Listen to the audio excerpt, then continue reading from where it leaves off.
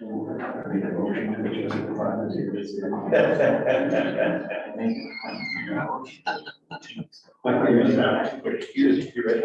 you are set.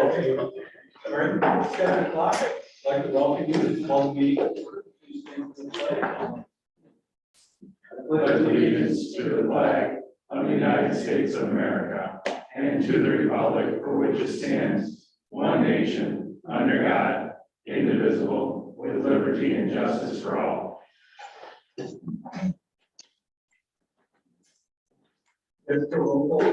Master. Here. Emmerich. Here. Conklin. Here. Moody. Here. Avion. Here. Motion carried. We're all present. Item 3 is the consent agenda. The purpose of the consent agenda is to expedite business by grouping non-controversial items together to be dealt with by one commission motion without discussion. Any member of the commission, staff, or the public may ask that any item or items on the consent agenda be removed and placed as the last item under new business to receive full discussion. Such requests will automatically be respected. Item A is approve the February 28, 2023 regular meeting minutes as presented. B, approve the recommendation from the Women's Resource Center to proclaim the month of April 2023 as Sexual Assault Awareness Month in the city of Boyne City. Item C is approve the recommendation from the Parks and Rec Commission to allow city staff to work with Skylar McNaughton of Michigan Butterfly, Inc. to complete the application process, allowing the city of Boyne City to become a member of Monarch City, USA. Is there anyone in the audience who has a question on the consent agenda? Commissioner? Like a motion to approve the consent agenda? I'll make a motion to approve the consent agenda as presented. Is there a second? Second. All those in favor say aye. Aye. Those opposed? All right, thank you. Moving on, we have citizens' comments on non-agenda items. Is there anyone in the audience who would like to address the commission on a non-agenda item? If so, I ask that you move to the podium. Please state your name and address, and you're limited to 5 minutes, and Jessica will be keeping time. Hi, I'm Sandy Pritchard. I live at 526 East Lincoln Street. Just wanted to offer some feedback that I received regarding people's ability to participate remotely. I know we were quite hopeful when we got the owl that it was going to help that problem, but folks are still having a very difficult time hearing. And the second thing that I've heard is those that are doing remotely are not being recognized when they raise their hand for comment on something. And the second piece is, my understanding was the mayor's review, or excuse me, the city manager's review, the original goal was January 24th to be rolled out to the public. And although I've not been here, I've been participating remotely and reading the minutes, and I'm not seeing where that public sharing has occurred. So I may have overlooked it, but has that occurred yet? It has not. We have had 2 executive sessions with the city manager, and we still have not completed the process. Any forecast for that? I would hope by our next meeting. Thank you.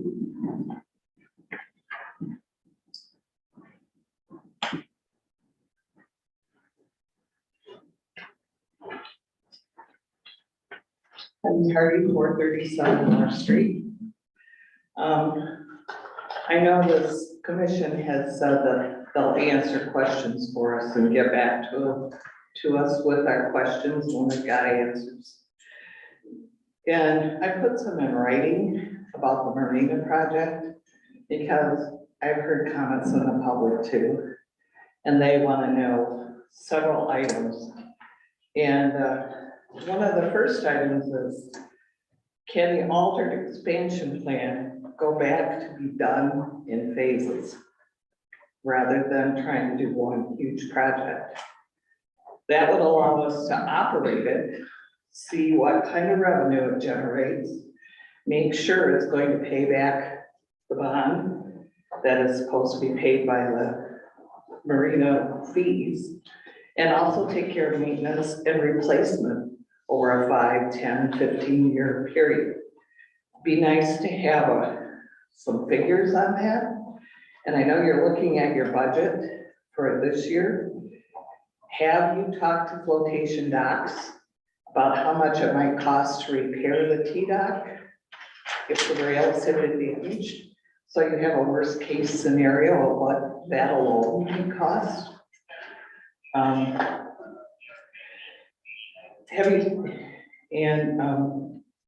Will the L-shaped attenuator be prone to the same kind of icing that dock was? And if so, are they gonna compromise with us at all on repairs? Because when I read over their contract and stuff, I didn't see any guarantees that it would last a minimum number of years. And that's gonna be the biggest expense of the whole project. And if that fails, we're really messed up, because by then you'll put all those new docks in there.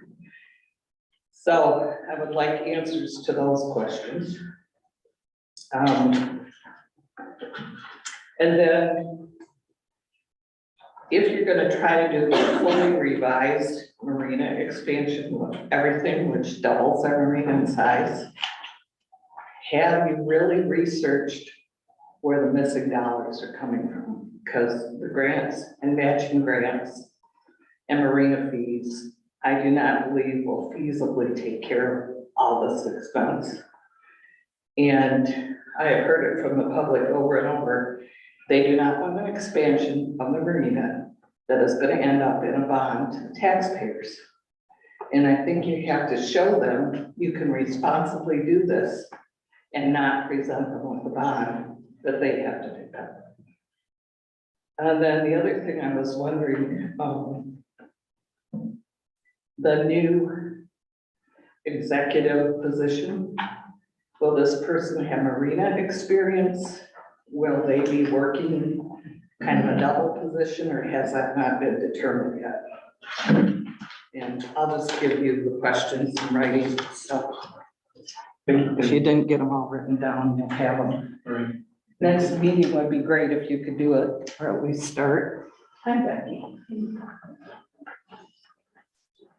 Will you make sure there's no email to each commission? Well, I'm just giving the Jessica and she'll send it to them. Thanks. Good evening. Pete Friedrich, 415 High Street. My apologies for not being here for the last couple of meetings. I want to bring up the topic of short-term rentals. And I know you had a stalemate on the vote to put a cap on those. A lot of discussion was based on visitors coming up here, renters, vacationers coming up here, and how good that is for business, how they spend money at the restaurants, bars, and party stores. I just want to bring up the fact that us local people that live here do the same thing too. One of the things that are overlooked by vacationers and renters are some of the other businesses in town, like the schools, less students going to school, dentists, doctors. They're not filling prescriptions here. They're not using small businesses like daycare for which that money circulates through town. They're also not weekend warriors. They're not going to the hardware store and picking up paint, changing a room color. They're not going to Barden's to buy shelving to put up in the garage. And all those dollars that us locals spend here all the time. I think I would like to ask you to reconsider a cap. We look at the numbers of other communities around the area, and they're much smaller than ours, lower. Our number is creeping up every month. It gets higher and higher because every house for sale seems to go very fast, higher than asking price, and there's a good chance that most of those are not year-round renters. I know it's gonna make, my real estate buddies not very happy, but please take a look at it again for us locals that live here, before all of our communities change.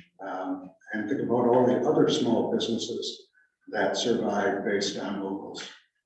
Thank you. Thank you. Anyone else?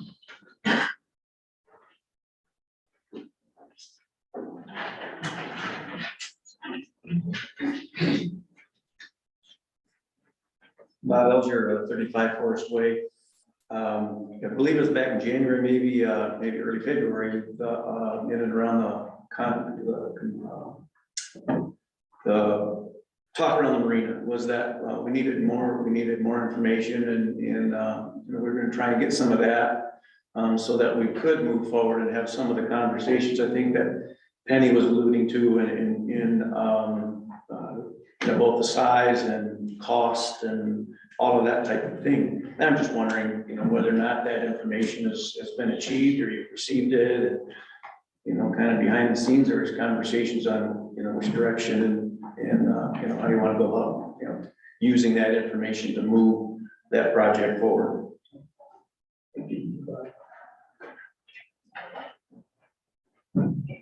Mike, is there anything that you can say about the marina? We were working on the Army Corps and the permits and that sort of stuff. Has there been any? No new updates since then. There is gonna be some, when I go through the budget summary, there's gonna be a little bit of discussion on it at that point, going back to the commission's desire to move forward with Dock D replacement. Okay. Anyone else? Is there anyone on? I'm not seeing anything else right now. Okay. Moving on. We have correspondence. We have Chet Falkowski's emails, February 26th and March 3rd, 2023. Anyone correspondence yet? Mike, city manager's report? Yeah, first, my apologies to the city commission with working on the budget. I didn't have an opportunity to get you a written copy of it this week. Two main items I wanted to report on. One, hopefully you had an opportunity to see the police department's new SUV in the parking lot. They have that all prepped and ready for operation. So that was out on display beforehand. And this morning, one of our last major pieces for the Rivermouth Pump Station renovations was delivered. It's the new generator for that facility, which will serve the Rivermouth Pump Station, the adjoining restrooms, and also provide emergency backup power to some of the electrical components downtown, like traffic lights and street signals that we've not been able to back up in the past. So they're hoping that project will be have substantial completion by the end of April.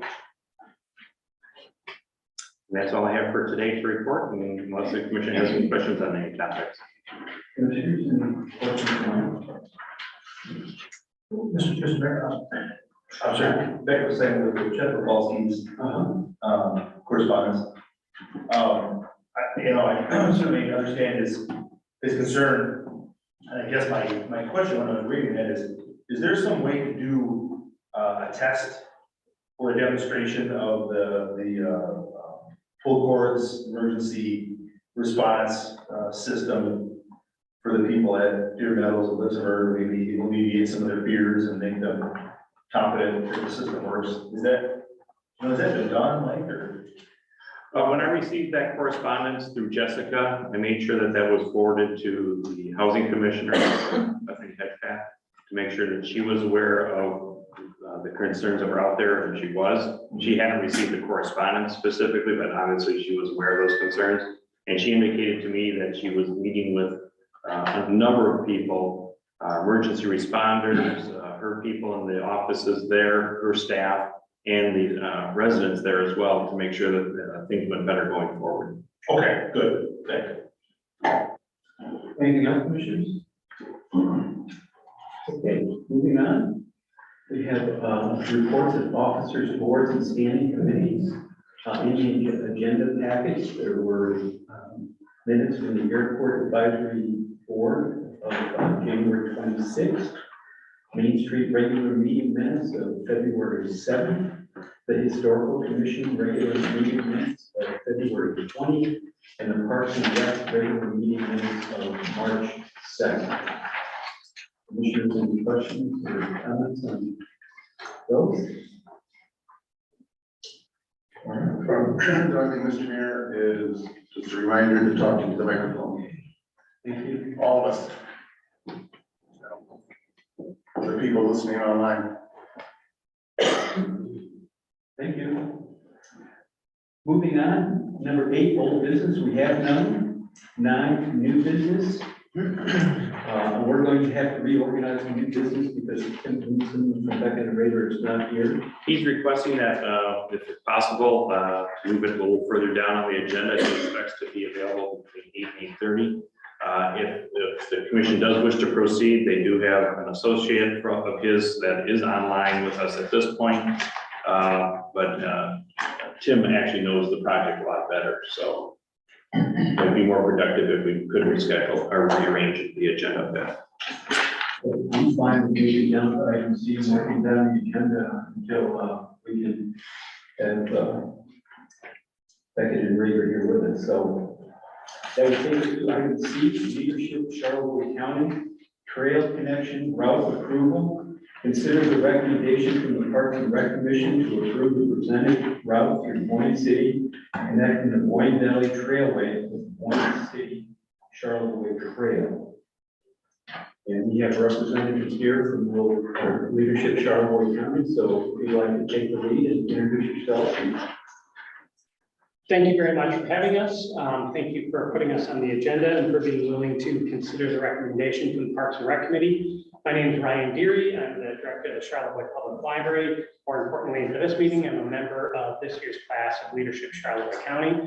Briefly, if you're not aware, Leadership Charlevoix County is a nonprofit organization that aims to promote leadership skills within the county, thereby lifting up the county. It's a 9-month program. Each month we get together, learn about a new aspect of the county, whether learning about governance in the county, education in the county, business in the county. As a part of that project, we are also required as a class to undertake a service project that aims to better Charlevoix County for all of its residents. And so the connector route that we're presenting to you tonight is that project. Brian's going to speak a little bit more about it. Yeah, thank you for having us. My name is Brian Costello. I'm the beverage director at Boyne Mountain Resort, and like Ryan, a member of this year's Leadership Charlevoix County class. We have partnered up for our community service project with Top Michigan Trails Council and assisting them in connecting the trailway through the city of Boyne City, identifying signage needs, trailhead markers, wayfinding signage, and safety signage. Currently raising funds to procure the signs, and we'll be assisting in installation as well. The goal is to make it safe for our residents and visitors to travel through the city of Boyne City, bring them into the city, grow Boyne City business. And I think essentially that's about it. And Hugh, if I'm not mistaken, you have volunteered to speak to the route itself through the city. I think our police chief, Kevin Spade, who's been on the subcommittee for the trail connector, is going to take the lead on that. Excellent. Kevin? So I would just say ideally the purpose is to connect the Boyne Valley Trail to the Boyne City to Charlevoix Trail, connecting those two already existing fantastic trails with a safe route and a route that, as Brian said, gets everyone through businesses. So I think you've got it up on the screen, which is what we're hoping for. Okay, want to address anyone, please?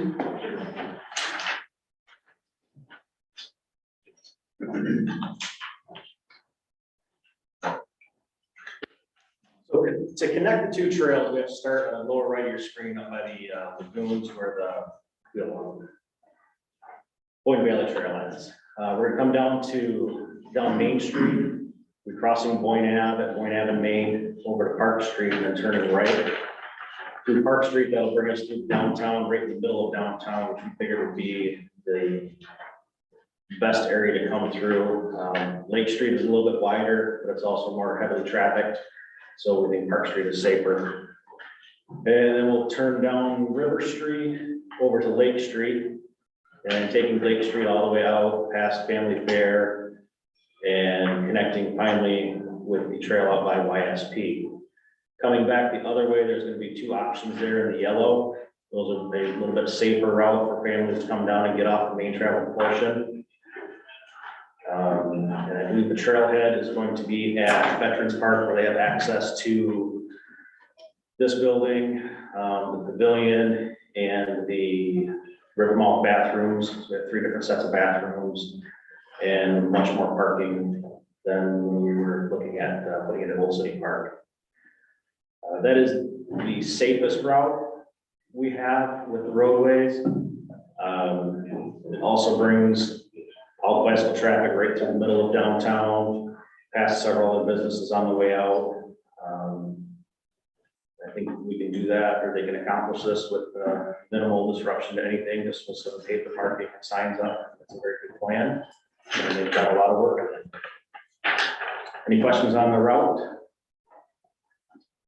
Kevin, did you want to mention at all about the alternate route possibility on Lower Lake? Yeah, on the yellow portions there, coming back through, like I said, those would be the safer routes for families to take, rather than staying on West Michigan there. Are those already signed? There is some signage? There is some signage there, but it's not. Okay.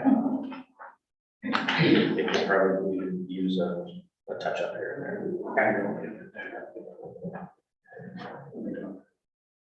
Is there anything else for your presentation, fundraising or? That's, thank you for bringing that up. The one other point is that, as part of this project, we have to raise all of the funds for the signage for the project.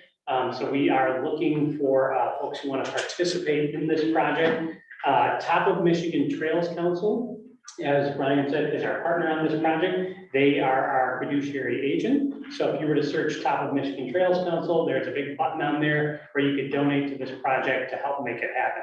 So we need your approval to make it happen, but then we'll need funding also to make it happen. So if you're excited about it, or you know someone who might be, reach out to them and let them know we are fundraising for it. Thank you for bringing that up.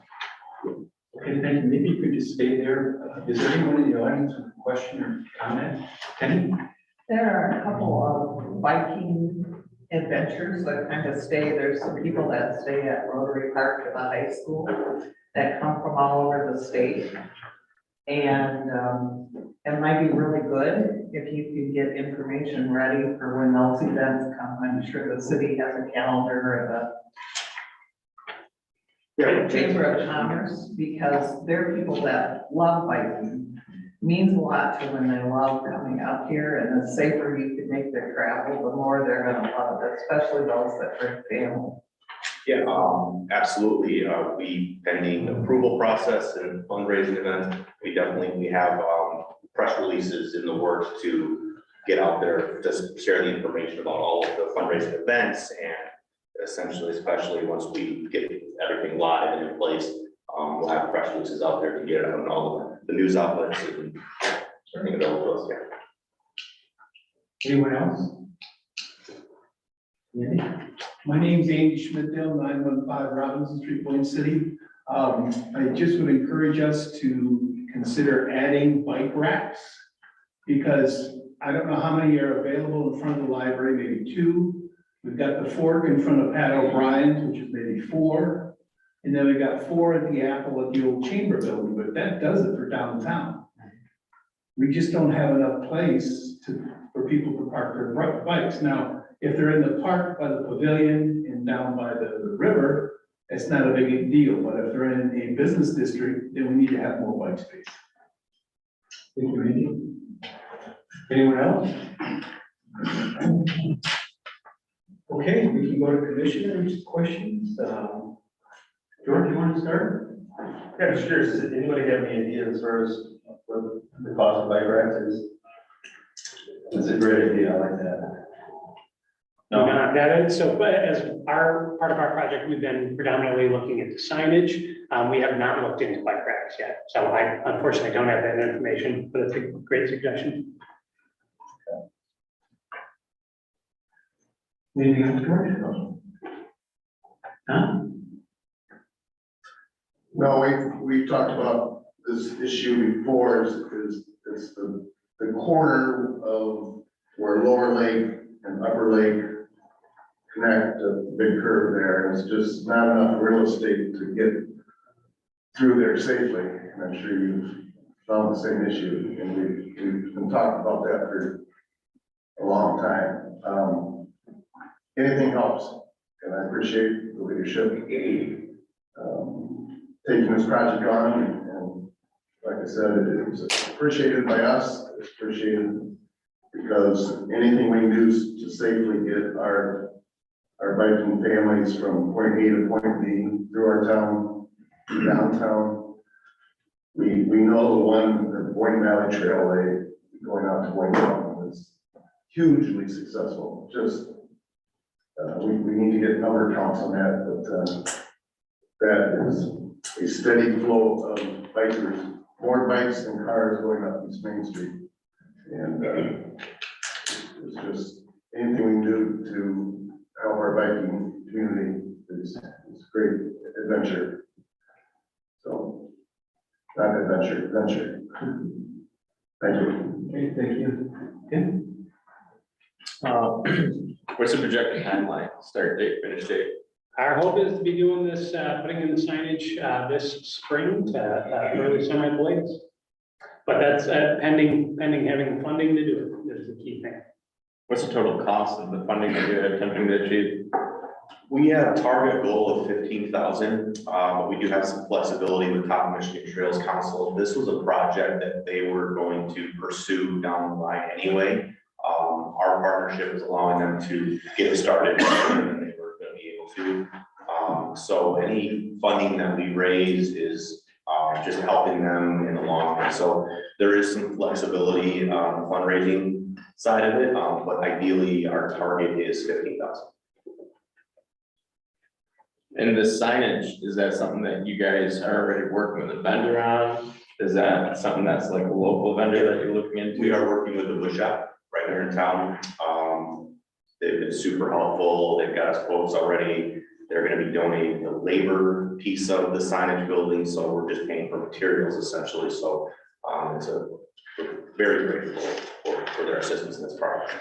The goal of the signage will mimic some of the existing signage you see at the trailhead of the Boyne Valley Trail and throughout downtown. I think the black and white signage that already exists, showing that alternate bike route. So we would look to match what is already in place. Gotcha. So what questions again? Yeah, so I get the signage, the way that the map reads is marked bike lane, so is it gonna be striped? Is that the intent that eventually this will be completely striped? I think in areas, working with the police to determine where would be spots to paint, as you might see, like a lane, a bike lane. Right. Like you'd see in some places. Yeah. I don't believe the idea is that the whole route would be marked like that. At least that I'm aware of, but I think in places where we think it would add to the safety of the trail. Gotcha. That was my biggest concern is like downtown, we don't, there's any room for, to mark a bike lane. I can see it going out Groveland and out that way, and then it shifts, onto the bike path anyhow on Michigan, but, okay. And then I guess this is probably directed at you, Kevin. So you think River is safer than State Street?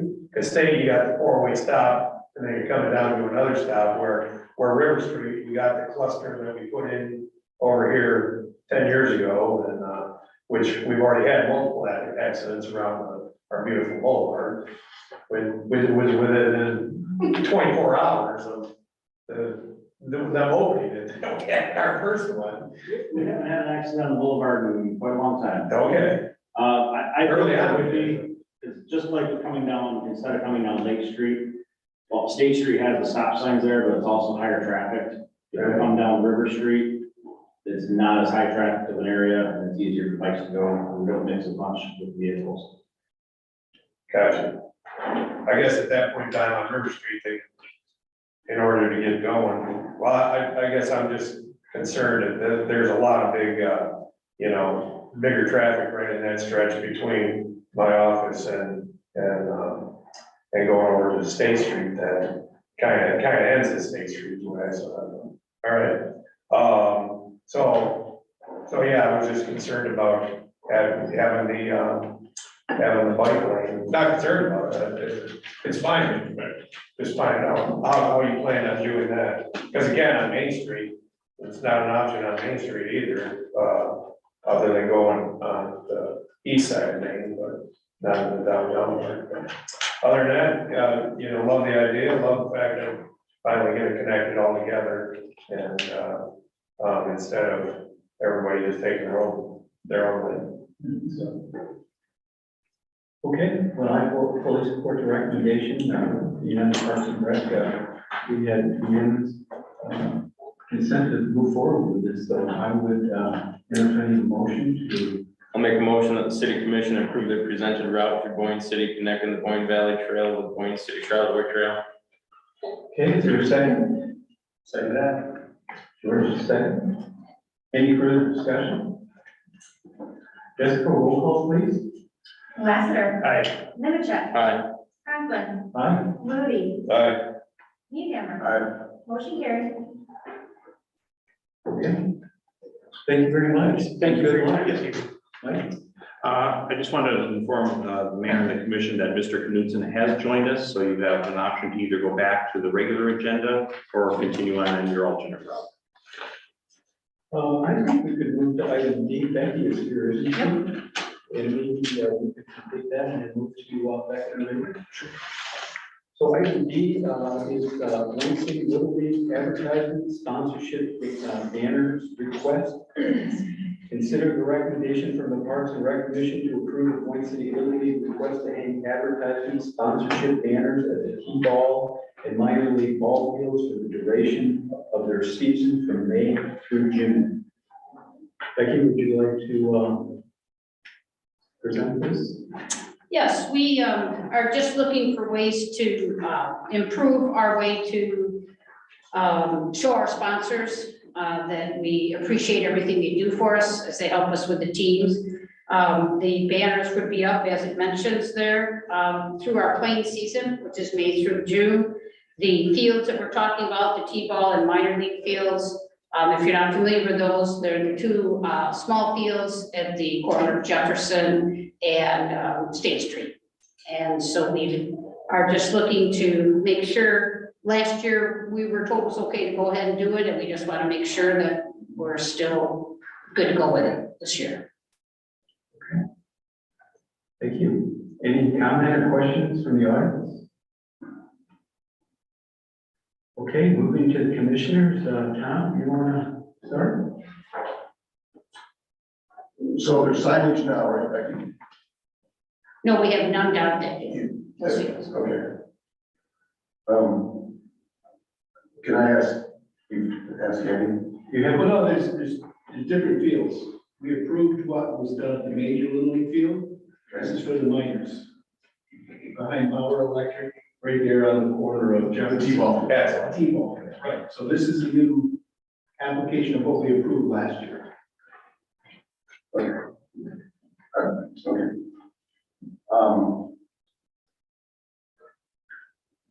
No, I'm in favor. I like how you said it, that you want to show the sponsors the way that they're appreciated by having their signage. That's well said. So I'm in full support. Thank you, Tom. Tim? Is the Little League looking to like sell these banners off to their sponsors? Is this a funding opportunity for Little League? That would be their way to be represented. Yes. Okay, so just representing the funding that they already provide, The sponsors provide to help us do things for the kids. right? And so that is what we'll be doing for them. Gotcha, okay. Yeah, I'm in full support. I was just curious as to if it was providing a funding opportunity for Little League, if it was something that local businesses, if they wanted to become a sponsor, if they could purchase a banner and have it hung there, but it sounds like you already have a handful of sponsors that you would like to recognize. Yeah, well, we have, we put our information out every season to see if, which business would like to sponsor us. Gotcha. And this is what we'd like to do for them. Gotcha, okay. Yeah, I'm in full support. Martin? Yeah, I don't have a problem with it. I mean, I understand that the school's a different entity, but we have all over the ball field up there and everything. This, where they are down there, on the corner of North and Jefferson is tucked back in anyhow, so I think it's George? I think it's great. Yeah, okay, I do too. So I entertain a motion to approve, the banner request by Boyne City Little League. I'll make a motion that the city commission allow the Boyne City Little League group to hang additional advertisement sponsorship banner at the T-ball and minor league ball fields for the duration of their season from May through June 2023. Is there a second? Second. Any further discussion? Jessica, roll call please. Nemecheck. Aye. Conklin. Aye. Flutie. Aye. Meehammer. Aye. Lassiter. Aye. Motion carries. Okay, Thank you very much. All right. Moving back to our agenda under new business 9A. Public hearings for the Michigan Department of Natural Resource Trust Fund Grant and Recreation Passport Grant applications. Consider the recommendation from Planning Director Scott McPherson to approve holding a public hearing for each grant application and approve resolutions to authorize city staff to submit the grant application for the Michigan Department of Natural Resources Trust Fund and Michigan Department of Natural Resources Recreation Passport as proposed. Scott?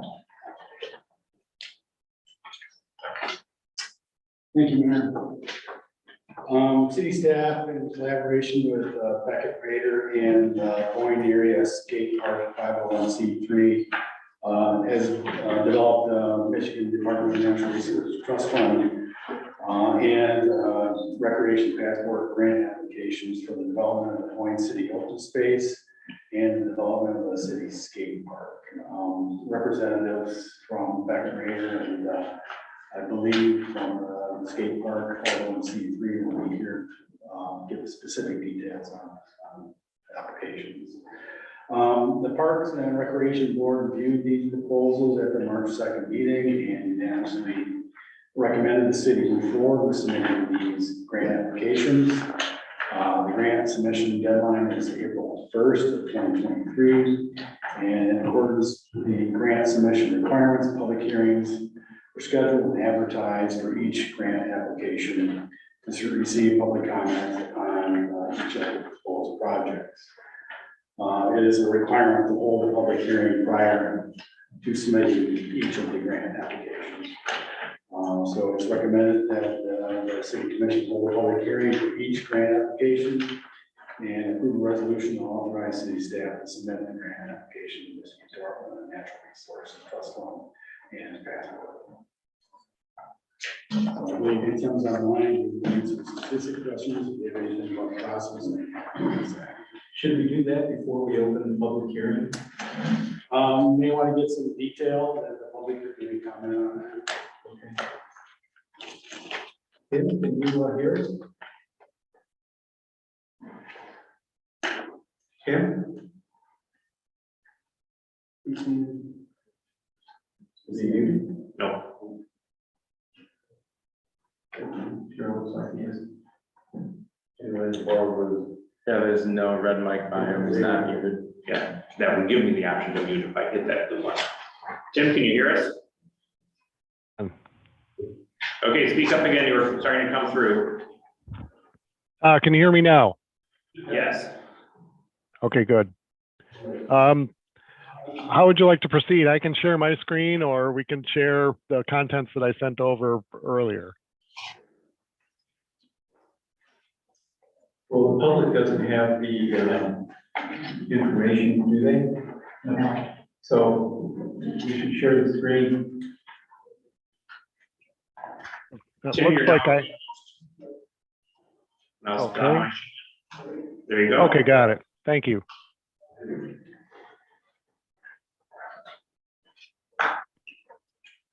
Bear with me here.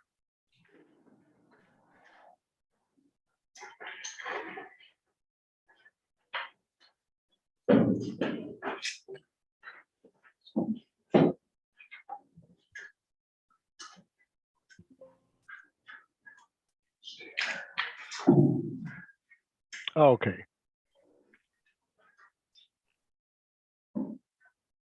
Okay, hopefully you can see my screen okay. I just put a short agenda up. The introduction covered some of this information, but my name is Tim Knutson. I work with Beck and Rader, work out of the city of Petoskey in our Petoskey office.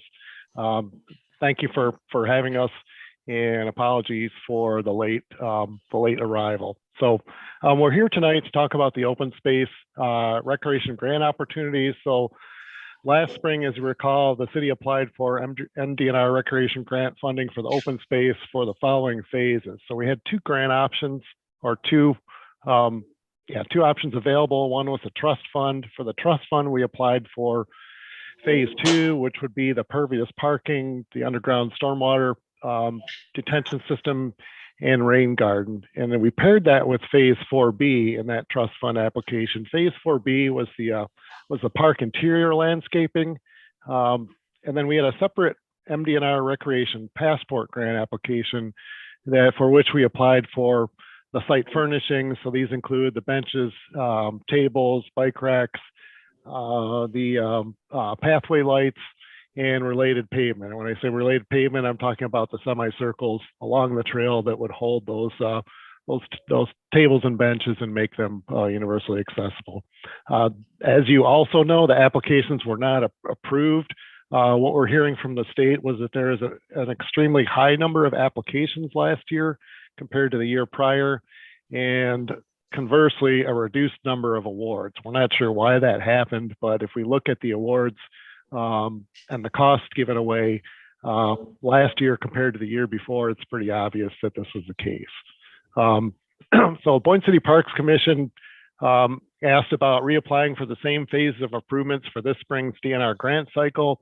As was mentioned, the applications are due by April 1st, and we recommend the same two grant options. So those would be the DNR Trust Fund, which allows you up to a $300,000 maximum request, provided you provide a 25% minimum match to the total project cost.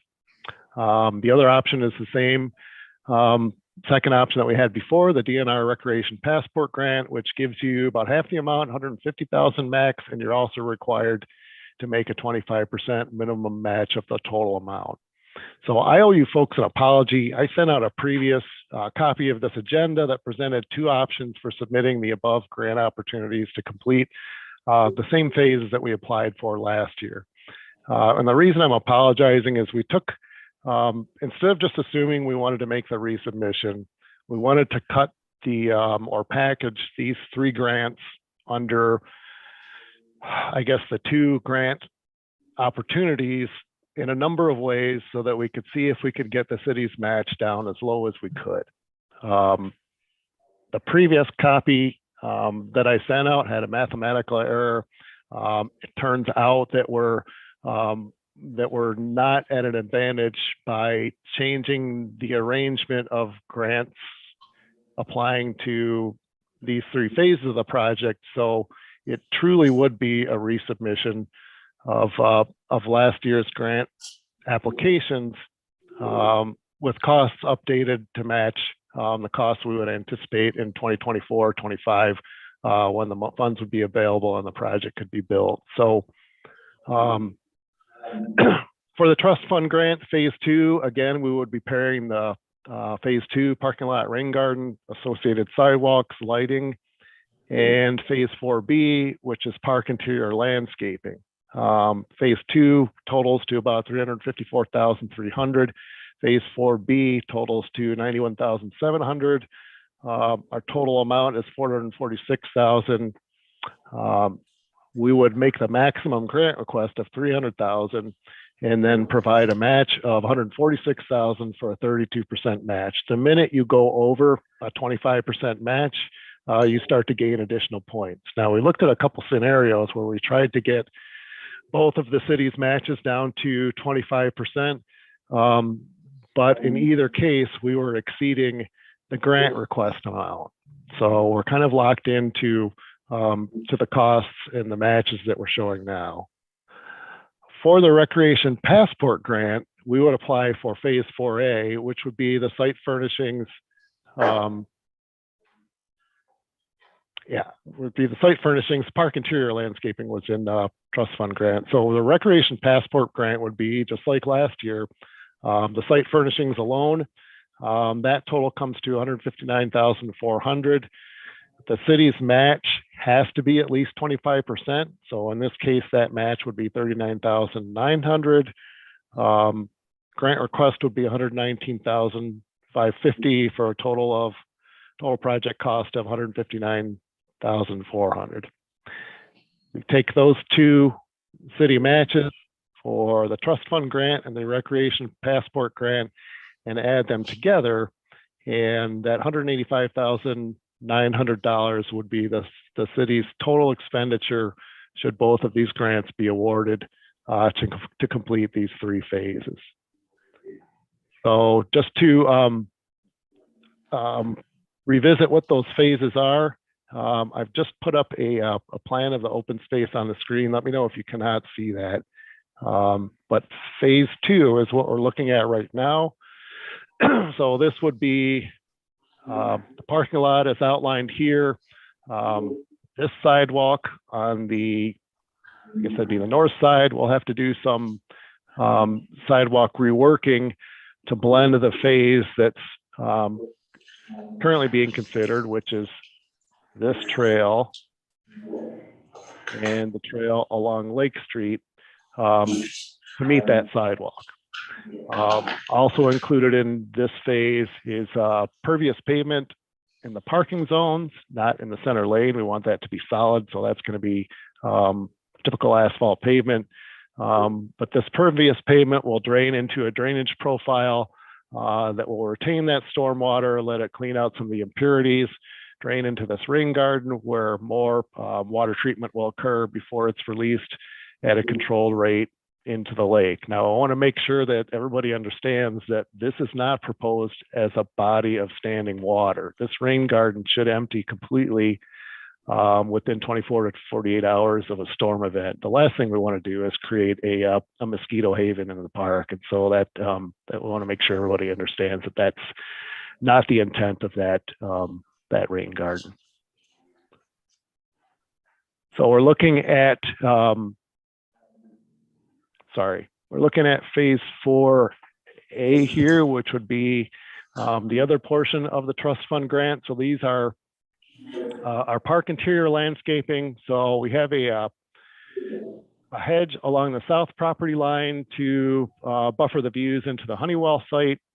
The remainder of the landscaping occurs, and I'm zooming in a little bit here, along the trail where we have our concrete pads for benches and tables. So just trying to provide users with a little bit of shade and comfort, maybe a sense of enclosure. Also a possible goose barrier to keep geese who are trying to reach land in this area from seeing the higher ground and lawn in this area. If goose see a taller vegetation, one, they're not going to know the lawn's behind it. They also don't know what predators may lie behind it. So it's a really good deterrent to have some vegetation other than lawn that may preclude those views from geese. So what we're looking at here are a set of shade trees. These would all have canopies like most of your shade trees that go up as the tree goes up. So ultimately the canopies would start at 10, 15 feet above ground. And then the darker green underneath would be perennials and shrubs for which we would hold the height at about 2 feet or less, because again, we don't want to preclude these views from Lake Street to the water itself. So we're looking at 4B now, which is site furnishing. So we can see an arrangement of picnic tables here, and in these two pods, bike racks and trash receptacles here, a set of benches here, a set of benches here, all located on these semicircular concrete pads that would be blended into the sidewalk going in this phase. And then lastly, in this phase 4B would be our path lighting, which we're proposing to be a set of low pedestrian bollard lights. Again, the last thing we want to do is cast light upward and create undue attention or inhibit the views to the lake. So these would be lights that would be no taller than 3.5 feet that would direct the light downward so that you can see the path, but nothing else. So those are the 3 phases of the project that we're anticipating submitting for trust fund and recreation passport grant applications. Can I answer any questions? Well, I think we should move to the public hearing first, and then we can get into questions. So I want to, before we start, I just want to make the comment that the steps we have to take to submit our, what we're here for tonight, public hearing or public notice, and then we have to pass a formal resolution, as you know. However, the public notice portion does not require an action. In other words, there's no approval required.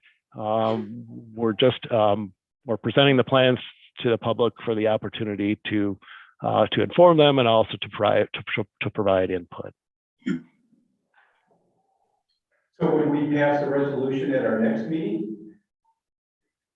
So the resolution would be the formal action that has to happen for the grant to be applied for.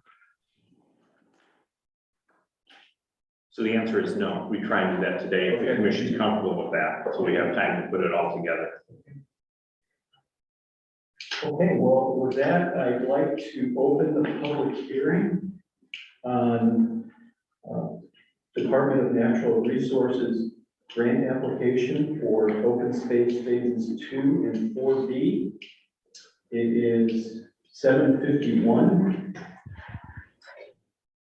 Anyone in the audience have any comments?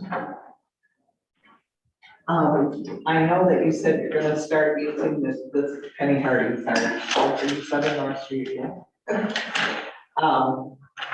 That public notices are going to go into the Charlotte Lake County Press now instead of Petoskey News Review, is that correct? That's correct. Whenever you have something like this and there's been a public meeting and then you pass a resolution, will there be an article in the Charlotte Lake County Press at the next opportunity?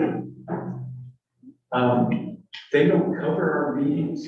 The city should be publishing the summary of our minutes, meeting minutes in the Charlotte County News.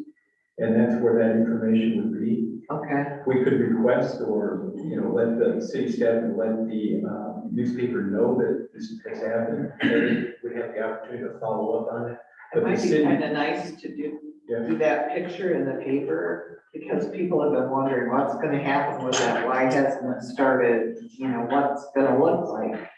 It'd be nice for them to see this drawing and what phases you're working on now. I just think not very many people are here at this public meeting, and sometimes it feels like things get done and nobody knew about it ahead of time, so. I just think anytime you can do something like that and present it in a way people can look at it, get questions answered and feel comfortable with what it is, it works better for everybody. thank you, man. Anyone else? Amy? Hi, Sandy Pritchard, 526 East Lincoln. The landscaping phase 4B, you're talking about typical trees and the canopy begins, you said 10, 15 feet above ground. Did I understand you correctly? Yeah, I mean, when they're planted, the canopy will probably be around head height, 6 feet above ground, but as they grow, canopy should raise to 10, 15 feet height, depending on what we plant. And we'll be proposing all single stem canopy trees. So nothing like a service area that has a massing of branches towards the bottom that could block the views. No, that's kind of, I'm not a landscaper, so we say 10 feet from the ground at the bottom, what's the height anticipated to be in maturity? Did you hear the Ground? question? I'm having trouble hearing, but I think I understand the question to be the distance from the ground to the bottom of the canopy at maturity. No, to the top. Oh, total height of the tree, I'm sorry. Again, depending on what we plan, it could be anywhere from 30 to 50 feet, probably no more than that. I would think of the trees that you have at Veterans Park as a maybe an extreme example of height. I think we'd probably want to specify species that stay that height or smaller. So with regard to the landscaping, from my perspective, we're planting 16 trees that will obscure our $1 million view. I understand the value of shade. The spacing that's towards it, Veterans Park, to me, if we're planning for beautiful, tall, mature trees, makes more sense.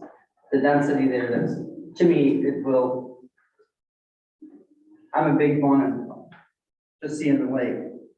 The rain garden concept is pretty interesting. I'm sure you've got a lot of filtration that you're setting up, you know, for the collection area as it makes it to the lake, because that's what we're all about.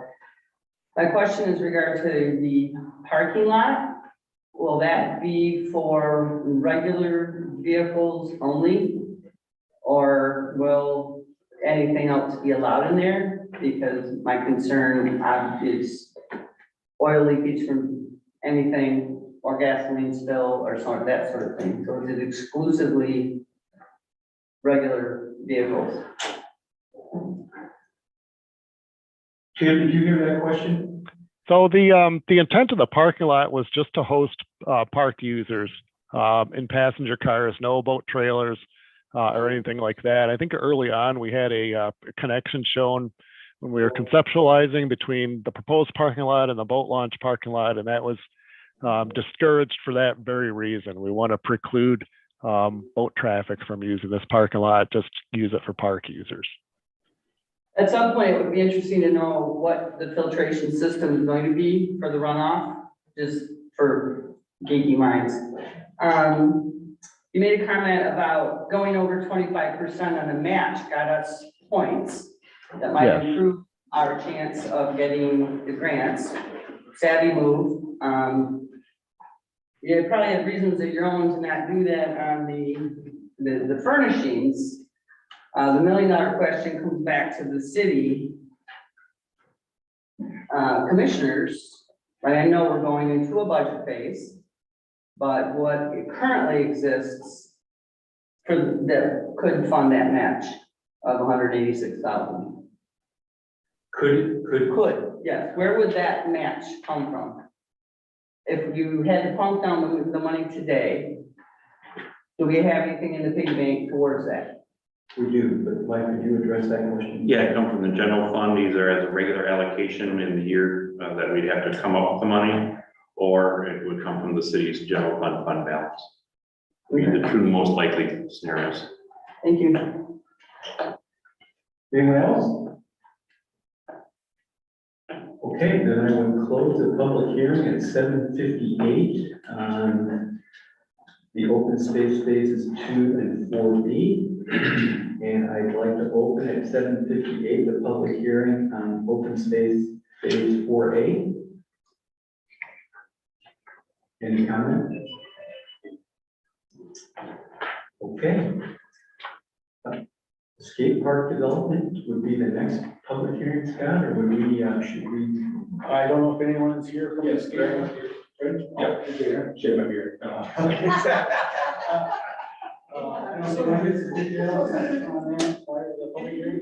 Greg, could you go to the podium and kind of explain the request? And after that, we will have a public hearing.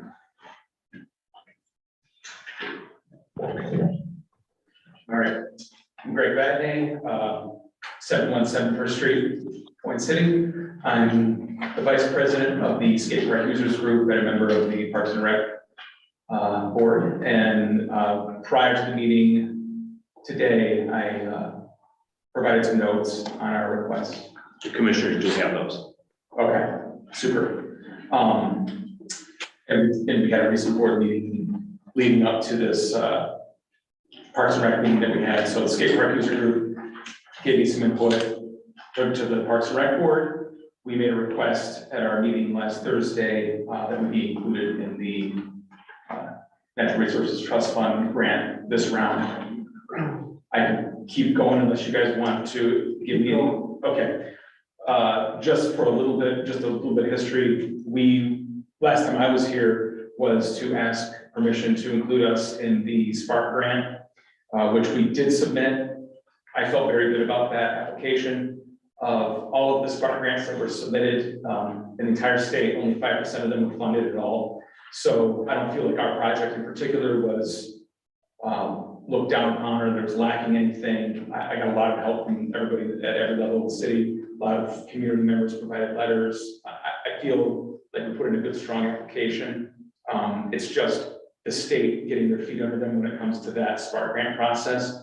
The Natural Resources Trust Fund grant is a much more mature grant and process. I have a little bit of familiarity with that in some other parts of my life, so I felt at the Parks and Rec meeting the other night that it would be a good fit for where we're at in our project right now. And just to bring everybody else in the room up to date on the notes that I provided to the commission before this meeting, we were able to secure benchmark surveying to do the survey for the footprint that was approved here before. So we're going to finally get that flagged, and then we have a local licensed and insured company that's volunteered to do tree clearing. So what I'd like to see done, the first of 3 phases, is to actually have the footprint flagged and cleared, and that actually knocks down the overall budget of that project by about $15,000.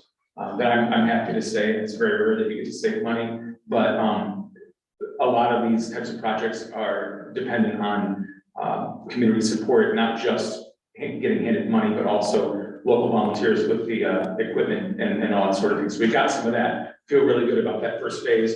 This grant that we're asking to be included in, this Natural Resources Trust Fund grant, we're asking for $160,000, not requiring any city matching funds. We have another avenue to pursue matching funds. And I believe that 160 request will get us a good portion into phase 2 of the construction of this project.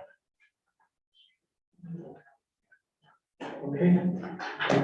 Yep. Questions? Well, why don't you move to the public hearing, and then if there are any questions, we close it. Okay. So at 8:02, I open the public hearing.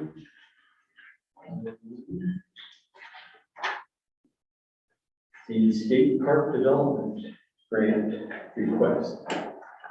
Penny? Do you have in your packets a drawing of the proposed park? And We do. we had heard that it was gonna be a rotary. It sounds like it is, but I know there's a lot of people that have kids that play soccer and baseball and stuff there, and they're gonna wanna know how much it's gonna impact their use of the park. So, Greg, do you want to pass these out? I have some extra copies. Oh, so We have 2 extra copies here. For the audience. So I have 8 preliminary drawings. This shows the footprint of the project. Oh, is it plus need some? You got it? A few minutes. Sure.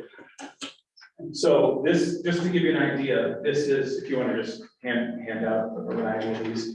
There are several different views here.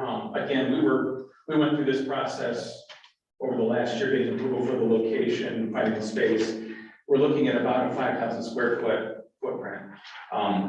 Currently by the pickleball courts, I'm gonna make sure you get my cardinal directions correct here. We're gonna be due south of the courts? Okay. So there's a large stand of scrub trees adjacent to those courts. And within the footprint of those woods in general, there's a space for a 5,000 square foot, permanent concrete construction. We're gonna integrate existing trees. Anything over 8 inches in diameter is gonna be marked on the survey. We plan on integrating any large trees that are in that area right now to remain. We don't plan on leveling it and paving it over. And the intention there is to integrate the footprint of the skate park in the natural environment there. It doesn't require taking away space of any of the existing facilities. The benefit of using it there, and kind of the reason why we ended up there in the first place, is that it's in proximity to parking, existing facilities, lighting. It doesn't require the amount of other infrastructure that you usually have to employ in projects like that. So, and the benefit to that is, in as much as there's other activities going on around there, it gives the kids and the families that aren't on the field and that don't do these other activities, allows them to be in proximity to the other stuff that's going on. So that was the intention there. Any other comments for a public hearing? Andy, could you go to the podium, sure, so people watching us can hear?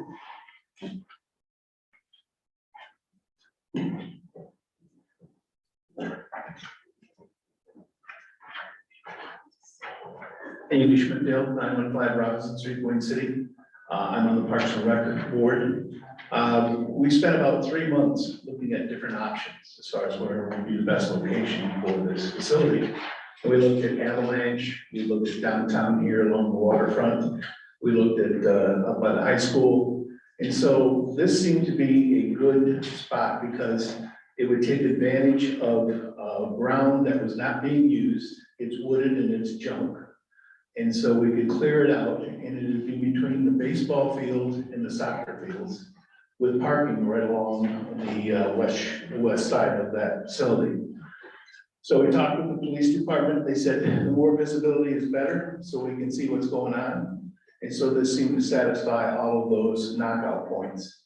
So from the Parks and Rec board, we felt that this was the best solution as far as a place for the facility. And then they're self-funding themselves. So I think it's to our benefit to support this initiative. Thank you. Anyone else? Okay, I'm going to end the public hearing at 8:07. We move to commission deliberation now on grant requests. So, do we discuss them all at once, or do we need to have individual resolutions? You need to pass individual motion for each resolution. All right. So, commissioners, Marty, do you want to start on open space phases 2 and 4D? All right, yeah. You know, we talked about it last time with Tim. I guess the question for you, is Tim still up there? Is he still online? So you got Tim, come back. Yes, what was the question? Oh, okay, no, Tim, I guess my question is, you know, I understand you've adjusted the match a little bit, but so you just think that the last time there was too many people trying to dip their fingers in the pot, and you think this time is gonna be different? I'm sorry, I'm having trouble hearing the question. Okay. Michael, can you possibly express the question? I think what Marty asked him is what's different this time compared to last year for the grant request?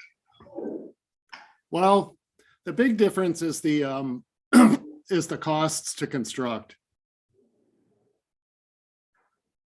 So that caused us to look at how we might pair or combine the 3 different phases within the 2 grant options, thinking that we might be able to find an ideal arrangement that would result in the least amount of match.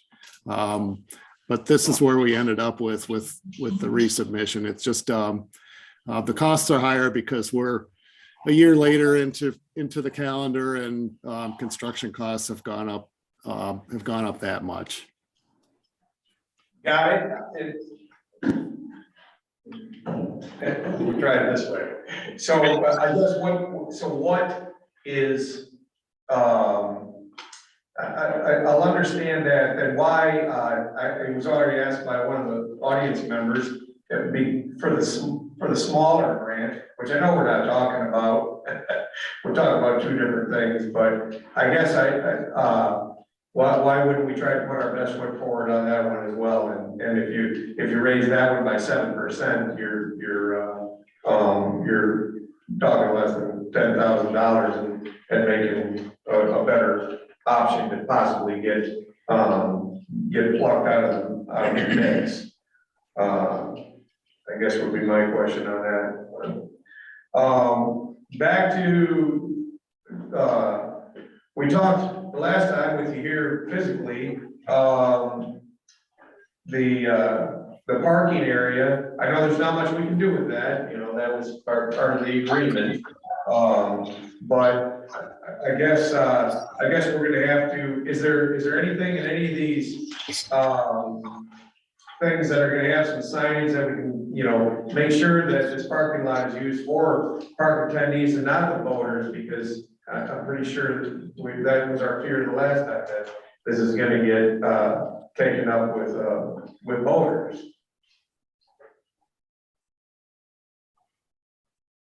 Tim, did you hear that question?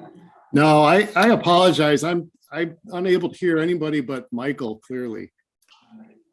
I know it's not on your end. I just can't make it work. Mike, could you relay the question about signage of the parking lot? Sure. Tim, can you hear me? Yes. Okay, the question was, is there any consideration for signage at this parking lot to make sure that it is not used for voters or people that are not using the park? Oh, thank you. I'm sorry. That's a great question. And yes, we've got some money in the estimate for site signage. So that would cover a couple things. One would be who can and who cannot, who should and who should not enter the parking lot. But we also have to sign the accessible spaces. And then we have an interpretive sign to go with the rain garden.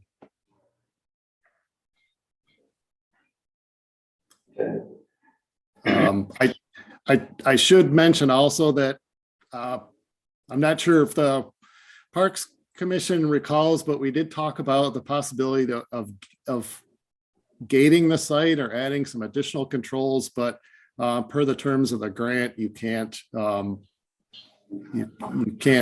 control the access with a gate. And I'm not sure how we would accomplish that at any rate.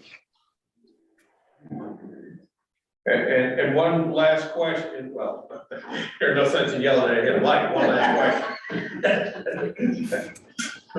You know, we're working on phase one at some point in time, okay? This is my issue, that's been my issue with getting the cart before the horse, but phase one is supposed to be done. Can we change a lot of these tree aspects on 4B, if we don't like the configuration of phase one? Because that was a big, thank you to Parks and Rec for listening to the concerns of the commission in the beginning and saying, yeah, just put a row of trees there was not gonna work because this is view corridor, that's what it's supposed to be. So if we still believe that one didn't work how we thought, how much can we manipulate these trees if we've got this grant? Tim, did you catch that?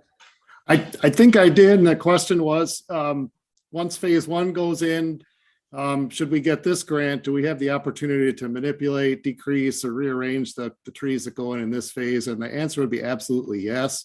I guess the first thing I would do, at least would maybe recommend to City Commission to consider is maybe paring back the number of trees in the plan that we're showing now in 4A. It just seems like there's so much viewpoints within the commission and among the public that we really need to preserve the view of the lake. So I could see paring back the amount of trees in an arrangement by 50%. Now, once we do that, we can still manipulate and modify the plan going forward. Once we receive the grant application, we move it into final design. So we have the freedom to tweak, push and pull the plan such that it doesn't necessarily have to look precisely like the plan that we submit for the application. This is just a schematic or concept. Think of it as a shopping list that we're putting together to shop from to make sure that we're on budget. So good question. The answer would be yes. George? I was curious, maybe a question for Kevin. Spade, is, say if there was signs put up, no bulk trailer parking, is that enforceable, or do we have to make a separate ordinance for that? I think we would have to alter our ordinance to include that. Okay. I had a little more trouble hearing that question. Someone else was able to answer it, Tim. Tom? Okay, can you hear me, Tim? No? Mario, check. So just to clarify, Mr. Mayor, this is a continuation of a funding process. We're starting hopefully this spring and be done by 4th of July on phase 1, which is the asphalt around the perimeter and grassy in the middle and a start of the beach. This would be, and that's going to happen this spring hopefully. This is a process that we have to go through for phase 2 and 3, which may be 2 years out, 3 years out, but it's a continuation of the vision that we had as a community to complete the open space into a gem. Am I right on that thinking? Yeah, there was an overall plan. It was divided into phases, and now we're working down the phases. Got it. So it's very logical to me that we continue the process of applying for the grant money so that we can spend 32 cents on the dollar to beautify our community and use grant money as much as we can. And so, yeah, I'm in full support. I also support Marty's question as to can we tweak the final plan to lower costs and to lower the visual. I think we all agree we want the visual opportunity to see the lake, and the less trees, the better. But that can be decided later. Parking can be decided later. Tonight, we're deciding, do we proceed with the process to get more funding opportunities for year 2, year 3, year 4. So I'm in full favor. Okay, thank you, Tom. Tim? Tim, can you hear me? Yes. What is the timeline for these phases that are in front of us tonight? Phase 1 obviously is this summer. If this gets approved and passed, the DNR is selecting and going through their budgeting process as well. We would know sometime early next year, correct, on the answer for these? Yeah, so they would make the recommendations in December. After those recommendations are made, what would the construction timeline look like? Well, that's a great question. So they make the recommendations in December, but the funds aren't released until the legislature acts on the recommendation. So they have to vote. That typically happens in summer,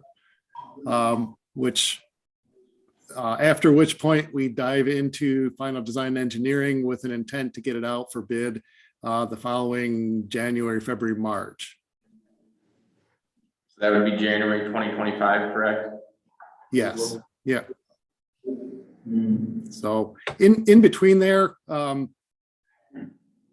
this July or August, we would get a preliminary score with some recommendations regarding how to increase our score. We would bring those before the city and talk about whether or not those want to be entertained or not. Okay. I guess my question to you would be for the city administration, say we're not successful in achieving this grant, obviously we would be chasing it again in 2025, where once that decision's made, we'll know after that next summer. But say we get into a position where this first phase is done, we got this construction started in 2023, this spring. What are the funding opportunities if we're not successful in this? Do we have the ability to roll out phases financially independent outside of these grants? Oh, yes, yes. We have to set priorities for the Parks and Recreation and the overall city, but yes, there are other opportunities, either self-funding or maybe we can explore other options of funding if there are any available. Okay, that's all the questions I have, thanks. Yeah, I'm good with this, moving it forward. So do we have a motion now, Scott, for to approve moving forward with this? For open space phases 2 and 4B. So I would entertain a motion for approval of moving forward with the open space phases 2 and 4B as recommended. Mike has something for you. I'm sorry. I think at your places, Scott put before the meeting, a possible recommended resolution. So if the commission could adopt a resolution, it's a paperclip packet that has Beck and the Radar on the first page. So this would be, I think, page 3 would be the first resolution, and that's for this project.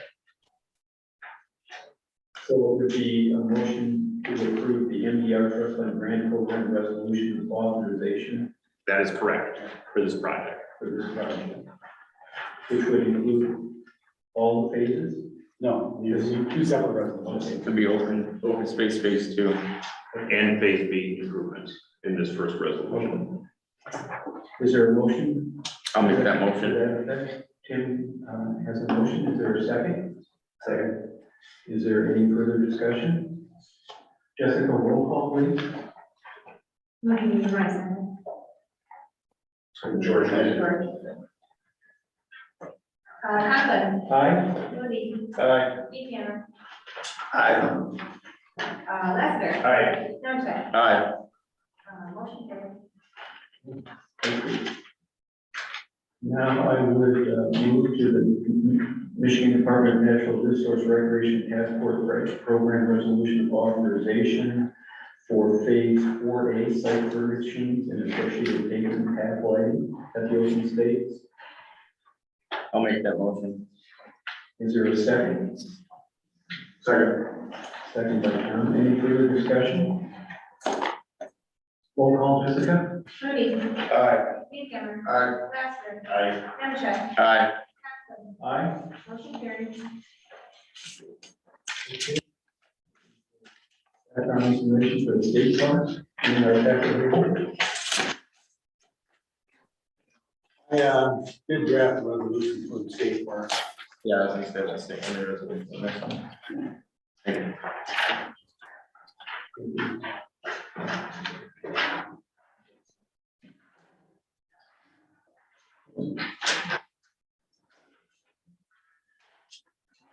Well, I could read it for the audience. This is a trust fund grant program resolution of authorization, whereas City of Boyne City supports the submission of an application titled Boyne Area Skate Park to the Trust Fund for Development of Boyne City Skate Park located at Rotary Park, 649 State Street, Boyne City, Michigan. And whereas the proposed application is supported by the Boyne City Parks and Recreation Board, and whereas the City of Boyne City is hereby making a financial commitment to the project in the amount of $40,000 matching fund and or a force account, and now therefore be it resolved that the City of Boyne City hereby authorizes the submission of a trust fund grant program application for $160,000 and further resolves to make available its financial obligation amount of $40,000, 25% of the total $200,000 project cost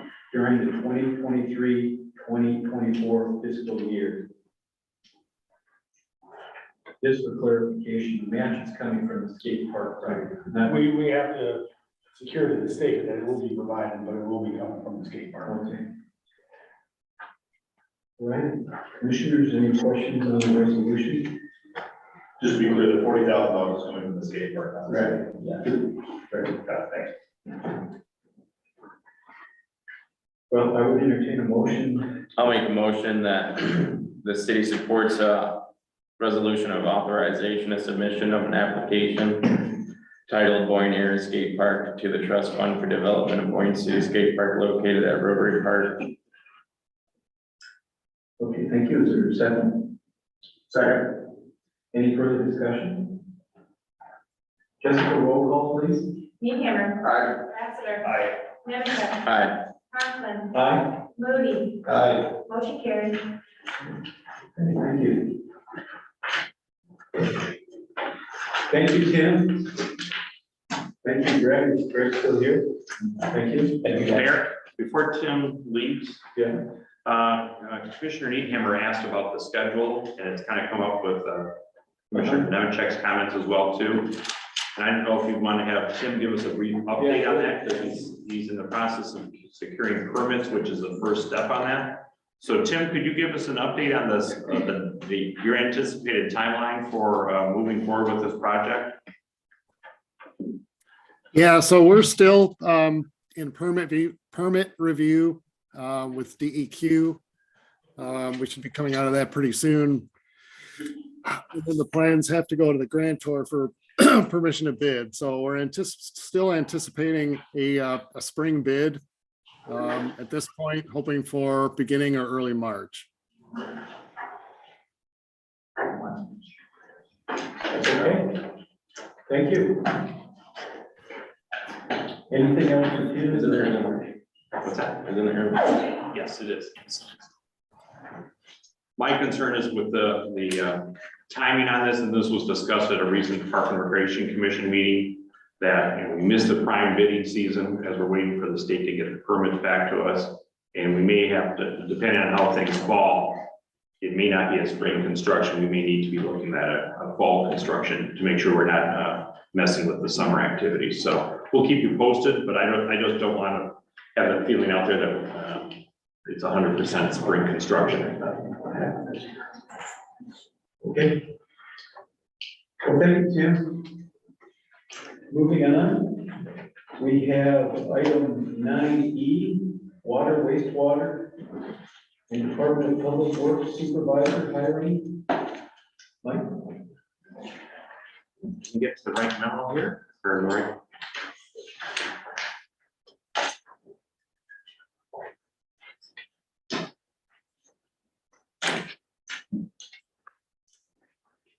There we go. Okay, pursuant to section 510C of our charter, I am pleased to present to the City Commission Douglas Varney for confirmation as our water, wastewater, and Department of Public Works Superintendent. The position was posted internally and advertised both locally and nationally since the resignation and retirement of the last two people to hold these positions.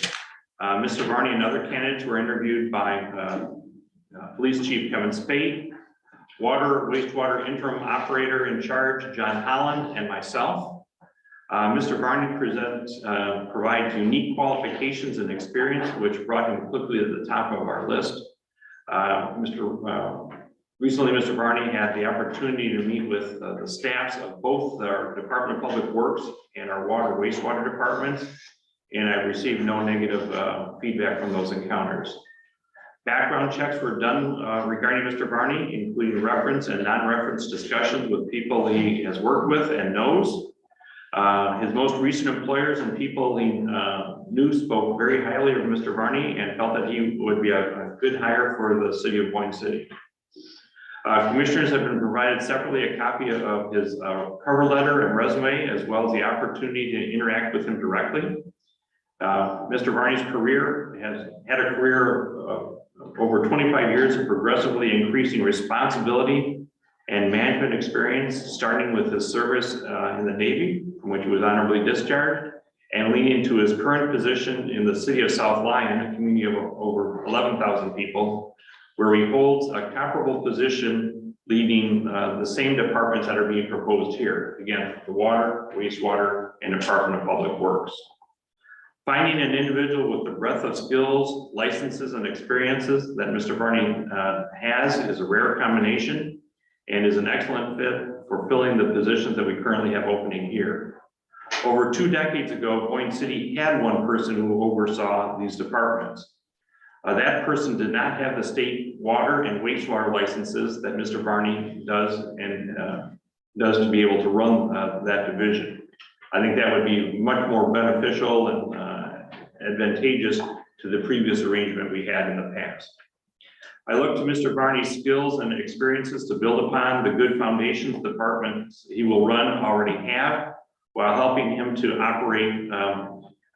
help them operate more effectively together. Over his career, Mr. Barney has demonstrated a strong desire to improve himself and the departments he has overseen. We anticipate that he will bring that same drive and passion to the next phase of his career here in Boyne City.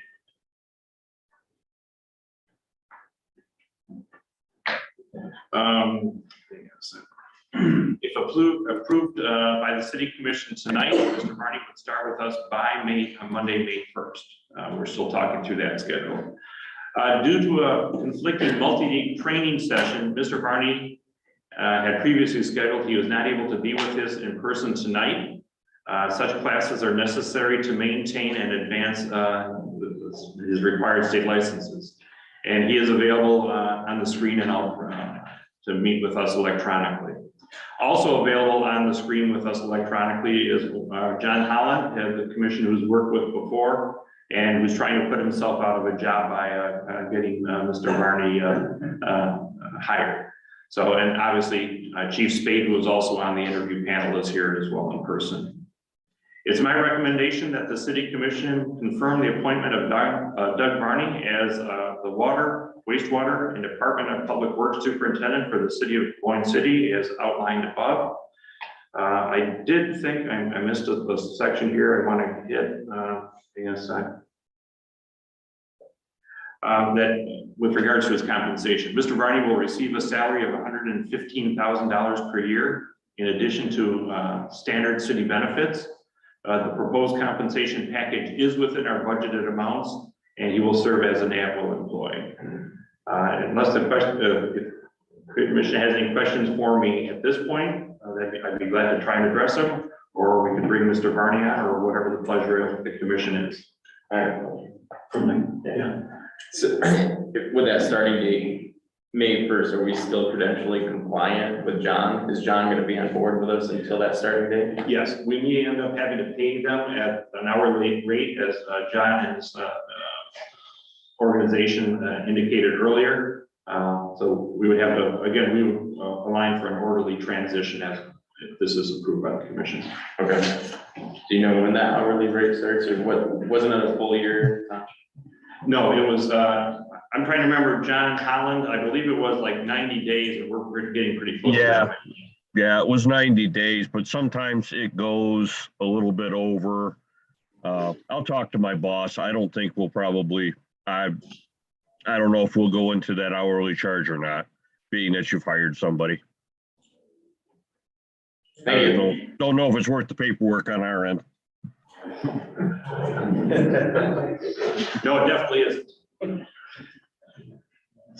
So, Mr. Barney, would you like to address the audience and the city commission? I suppose. Can anybody hear me? We can. Hi. Outstanding. Thank you so much. I just want to say thank you, Mr. Mayor, and thank you, Commission. I look forward to this opportunity. It's not much different from the wheelhouse I'm currently in terms of my position with this city that I'm currently employed with. I look forward to getting up there and just improving anything I can. I've done that throughout my career, and I look forward to advancing it with you as well. Thank you. John, is there anything that you wanted to add? No, I think you got a great candidate here. I think he's going to do very well for you.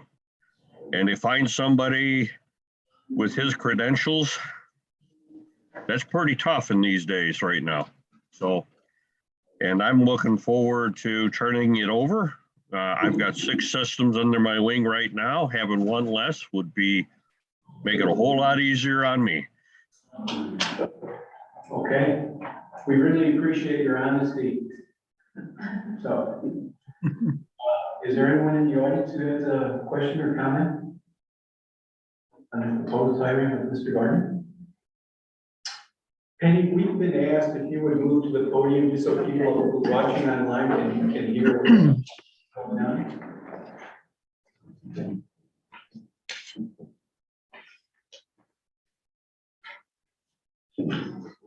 I just wondered if you could give us a little bit of personal. I'm sorry, could you? Penny Harvey, 437 North Street.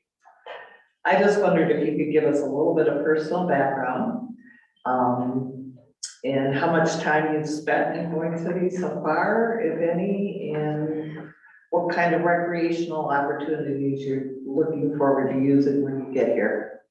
Just a little background so we know something about you. Thank you. I didn't catch your name. Penny. Penny. Thank you, Penny, for the question. I appreciate it. My background is pretty extensive in wastewater, I guess you'd say, but prior to wastewater, I was served in the United States Navy, honorably discharged, as mentioned. I was in a HR capacity position there many, many years, loved it. Did my reserve time, started a business, sold real estate, was a licensed builder. Got it eventually after running my own business for several years. I found out about this opportunity to get in wastewater. Basically, that opportunity started at a city hall position. Actually, I worked at a city hall. An opportunity came up to go to a wastewater treatment plant, and I took it. And when I got to the wastewater plant, I was very interested, and still to this day, I'm somewhat shocked that what they can do at a wastewater plant made no sense to me. I'm like, this doesn't even seem legal. How are you guys treating wastewater and then putting it into the river? This is crazy. So it was an opportunity for me to see that we could do something to improve the environment. I then took that job and ran with it, loved it, got to a certain level of my degree or term state licensure, and then an opportunity came up to work with DPW within that city. I took that opportunity as well. I wanted to actually get out on the streets and drive those giant trucks and move all the snow out of everybody's way. That was something that I was eager to do as well. So I served in that position for some time, and then eventually an opportunity came up to get back into wastewater at a much larger plant for the city of Boyne. Worked there several years, more than almost 8 years, and an opportunity then presented itself for me to get into management position and leave the union, and that's where I'm at now, and that's a job I love. I've been overseeing capital improvement projects for water side, for wastewater side, for DPW side, for a little bit of everything. So in terms of recreation, I do love up north. I do love that area. Actually, that area puts me closer to what my favorite part of Michigan is, which is the UP, actually. I've had a recent opportunity to take my family across and check out all the waterfalls, those kind of fun things. It would just make me be that much closer to the UP, the area that I think is the greatest gem in our state that most people don't even get a chance to go see, unfortunately, from my perspective. So, but yeah, I mean, I don't know how to answer the question any other way than that. I love the outdoors. I recreate all the time outside. I am a huge advocate for the environment because that's what my job is. So in terms of water and wastewater, I think it's an awesome opportunity for anybody. I think the industry's always in need of good people, and that's what I'm here for, is try to build people up and to say this is something everybody should be looking into because it's a fantastic opportunity to serve a community. That's what I like to do. That's what I'm going to continue to do. I hope that answers your question, Penny. I like real quick. All right, thank you. Anyone else? Okay, move to commission deliberation. You want to start? Yeah, sure. Overall, in full support, I had an opportunity to meet with Mr. Varney, I believe it was last week, Monday. Met with him for an hour, had a conversation, discussion, kind of went over his background, went over his resume. I feel very confident in his skill set and his experience and credentials, as John related to, as well as how rare and uncommon it is. Speaking with the experience that he has right now, it fits our needs too closely to be. It's crazy how closely it fits our needs, especially with the area we've been struggling to fill some gaps. So I'm in full support. Thank you. Martin? Yeah, it's same. I'll echo what Tim said. I unfortunately could not be here when Tim was here in person. I had another previous thing that I had to attend to, but we had a very nice conversation on the phone. And I think what to the points that Tim made, and then to expound on that, what I really liked was the way that you said that, working with the rest of your staff and everything. It was much like John, when John came here, it was just the no nonsense stuff, and you seem the same way, and, you know, not afraid to get dirty, if you will, and everything like that, so that's the main thing, and, piecing the two together just makes sense. Once again, don't know how they, well, I know how they got split apart, and they're both, large shoes to fill, but, I think it makes complete sense that, we're bringing them back together, you know, with qualifications, so, full support. Thank you, Marty. George? Tom? Yes, I'm in full support also. It was a pleasure meeting you, and I think you're gonna be a good fit for Boyne City. I agree with everything that's been said, that the possibilities of bringing both departments back together, helps everyone. It helps Boyne City, that the street crew can help the water crew fix the water and vice versa. And I have confidence in your relationship with the staff, and welcome to Boyne City. Thank you. Thank you, Tom. Yeah, I'm in full support as well, and Doug, one of the things that I really hope you're able to continue, I happened to watch a YouTube video of you on public TV down there where you were talking about how you interact with the public and how important it is for the public to know what's going on in water, wastewater department. And I hope you're able to continue reaching out like that to the community and educating all of us and being a real ambassador for the city, for the residents. So thank you for that. I would entertain a motion on the recommendation from the city manager to hire Douglas Barney at $115,000 per year for city benefits. I'll make that recommendation. And there's a motion. Is there a second? Second. Any further discussion? Jessica, roll call, please. Lassiter. Aye. Nemecheck. Aye. Capson. Aye. Moody. Aye. Speedhammer. Aye. Motion carried. Congratulations, Doug, and look forward to these starters. Thank you, Mr. Mayor. I appreciate it. One small step for Doug, one large leap for Boyne City.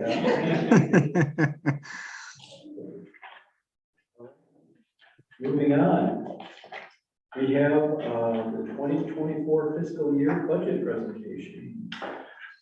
At their places this evening, the city commission received the proposed budget for the fiscal year beginning May 1st.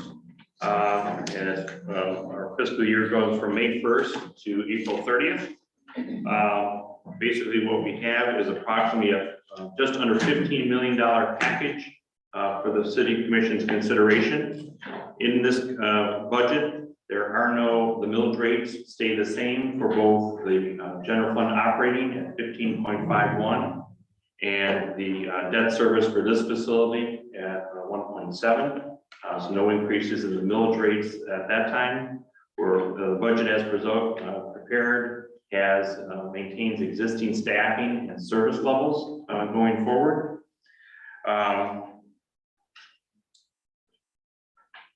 It is a deficit. You'll see that we're proposing to dip into the fund balance by $1.3 million, which is a significant amount.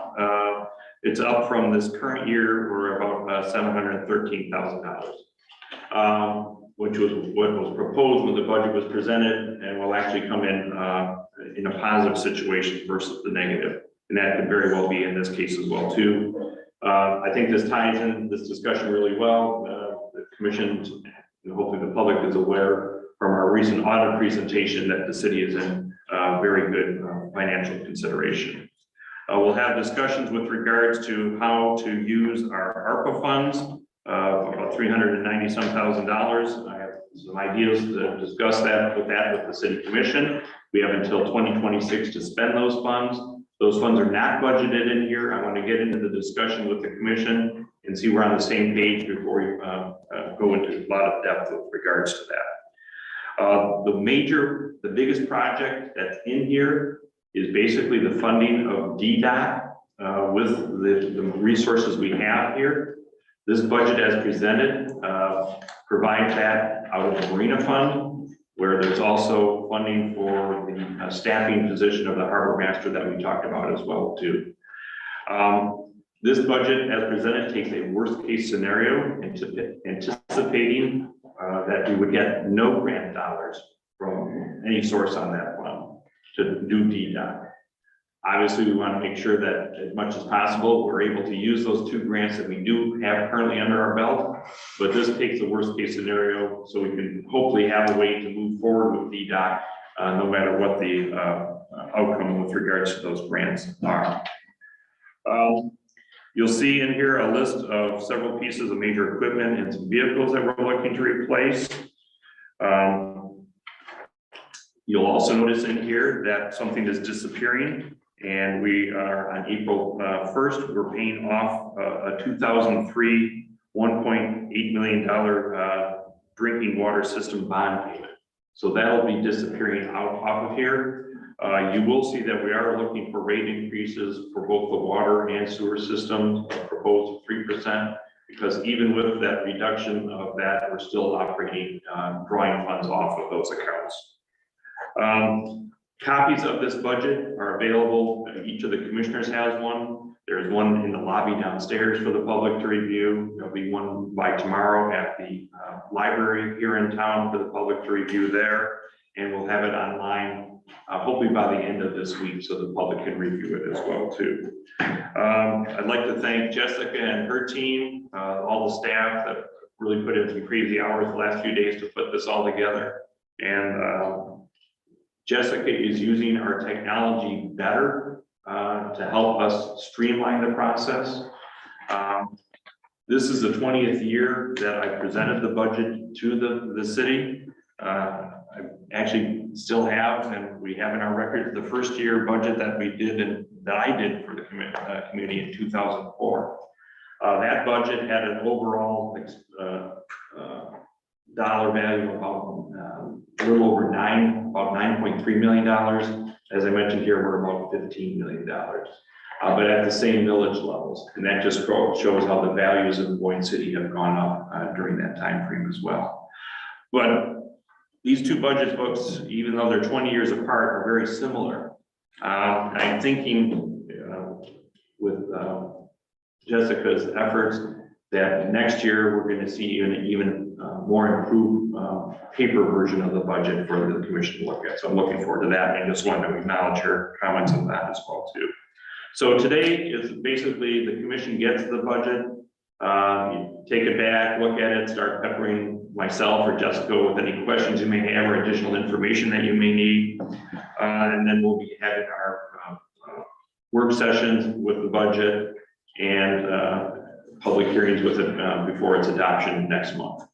So I'd be glad to answer any questions the commission might have on this. There's really no action to take on it at this time. Again, the commission is just getting it right now. But I look forward to working with you folks in the weeks ahead, days and weeks ahead. Okay, thank you, Mike. You're very welcome. Questions, comments, commissioners? The only comments I have is thanks to Jessica, her team, and to the department heads for the work and energy they put into this. Okay, moving on, then we have the budget, item G, budget work session times. Consider recommendations from City Clerk Treasurer Justice Worrell to schedule the budget overview work session for Monday, March 20th to start at noon. And to schedule an all-day budget work session on Thursday, March 23 to begin at 8. Both meetings will be held at City Hall Parkview Room with further dates and times to be set later if needed. Any comment or, well, Jessica, you want to add anything to this? Nope, it was in the memo, just, the tentative schedule that was presented in November that was approved. If the March 16th date does not work for all the commissioners, so my suggestion is to skip that date and just get an overview for the March 20th. And then the budget review session for March 23rd. And then you guys can decide either today or after we go through that session, if you'd like to schedule one. Thank you. Any questions or comments from the public? Cindy? I wanted to be clear, I'm sorry, could you Yeah. identify yourself and your Yeah. address? Sandy Pritchard, 526 East Lincoln. I think I heard you say that it will be online by the end of the week. That's our goal, yes.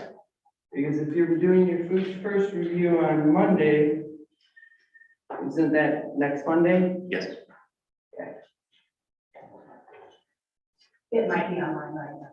Oh, But she's still gonna figure the bookmarks and things like that. Thank you.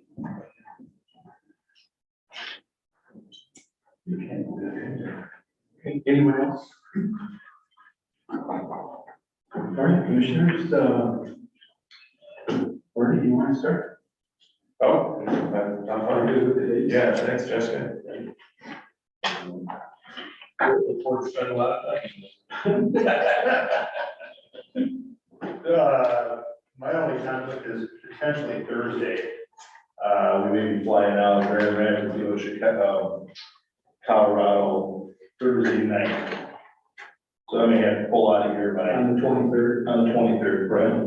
Yeah, I may have to leave by maybe around 5, I'm not sure exactly yet. Should we consider another date? So my only comment was, and this only works if it works with the staff, the hours of operation with the staff is the 20th. Since we're already taking a half day on the 20th, if we could do that as a full day, so then we know if we're gonna have another full day or a half day on that second day. Versus, I mean, I'd rather do a full day first, in my opinion, so then I can gauge, or the commission can gauge how much time is gonna take for that second session.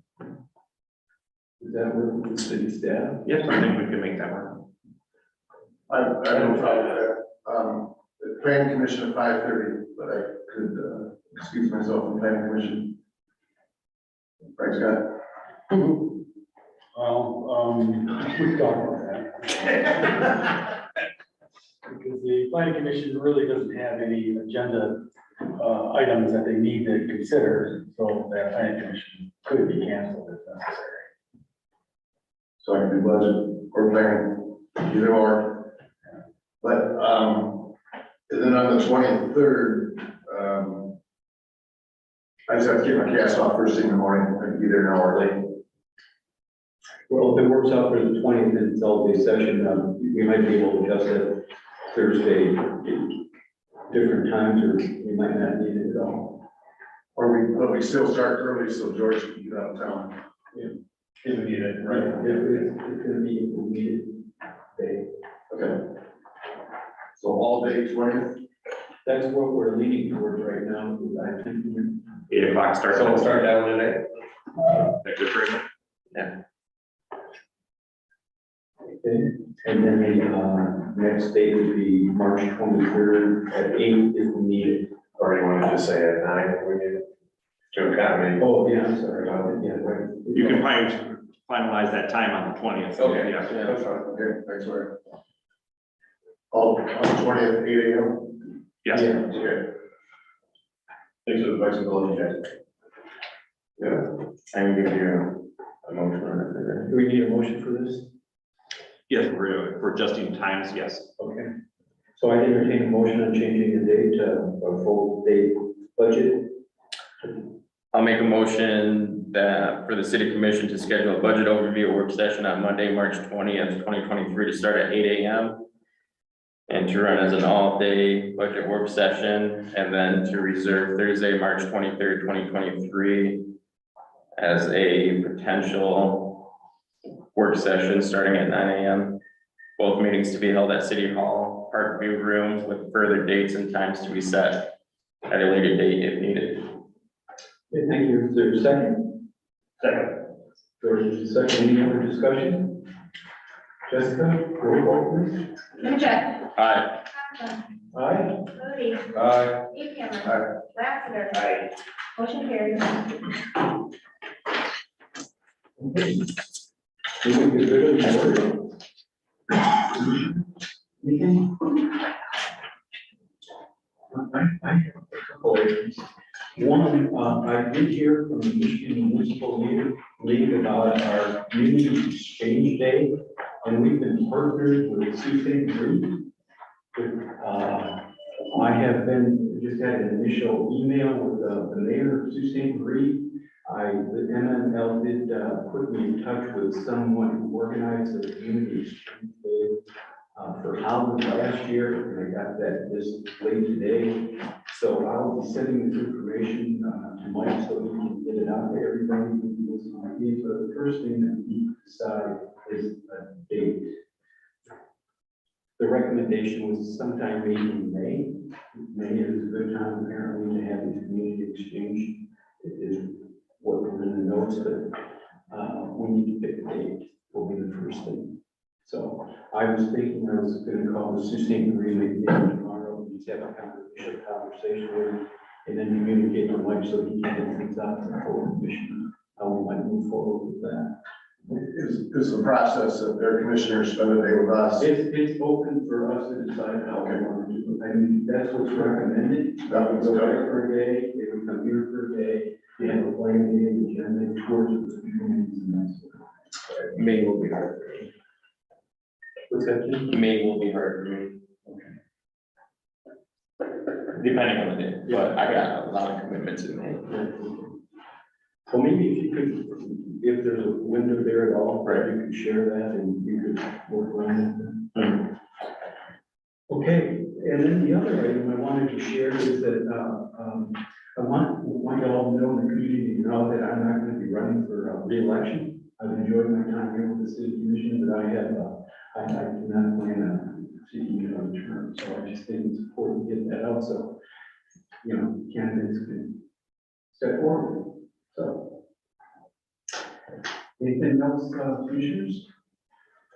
All right, with that, I entertain a motion or excuse me, the announcements. Line Street Sanitary Sewer Replacement Project, public information, Wednesday, March 22nd, at 6 p.m. At the Boyne City Hall Training Room, and via Zoom. And the next regular city commission meeting is scheduled for March 28th at noon. I entertain a motion for adjournment. I'll make a motion to adjourn. Is there a second? Second. All those in favor say aye. Aye. Those opposed? Yeah, thank you, everyone.